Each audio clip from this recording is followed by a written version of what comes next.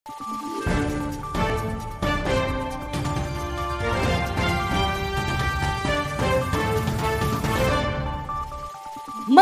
araw, Pilipinas! Ito ang Valiente News hatid sa inyo ng Office of the Vice President. Binisita kamakailan ni Inday Sara Duterte ang ilang last mile schools sa Marinduque. Kabilang narito ang Talawan Elementary School sa bayan ng Torrejos. Namahagi rin ang pagbabago-bags ng pangalawang Pangulo sa mga mag-aaral. Narito ang ulat ni Brian Latasa. Tinungo ni Vice President Inday Sara Duterte ang paaralang elementarya ng Talawan sa bayan ng Torrejos sa probinsya ng Marinduque kamakailan. Isa ito sa mga pinakamalayong paaralan sa nasabing probinsya at kabilang sa listahan ng last mile schools sa bansa. Dito, namahagi ng pagbabago-bags ang Vice Presidente na naglalaman ng school supplies at dental kits. Diretso. 4.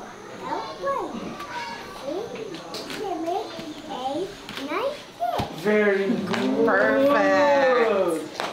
Nakalimutan ko pala magpakilala. Kilala niyo ako?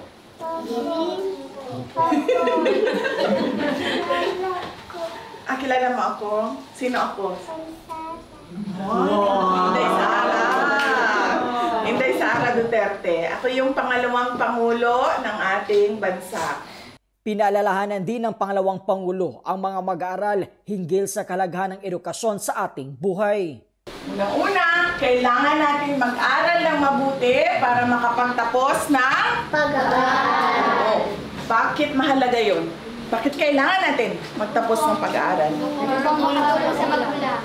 Upang makatulong sa magulang. Ano pa? Para magkaroon ng trabaho. Diba? Pag meron na tayong trabaho, nakakatulong tayo sa ating magulang. Nakakatulong tayo sa ating pamilya. Nakakatulong din tayo sa iba pa nating mga kababayan.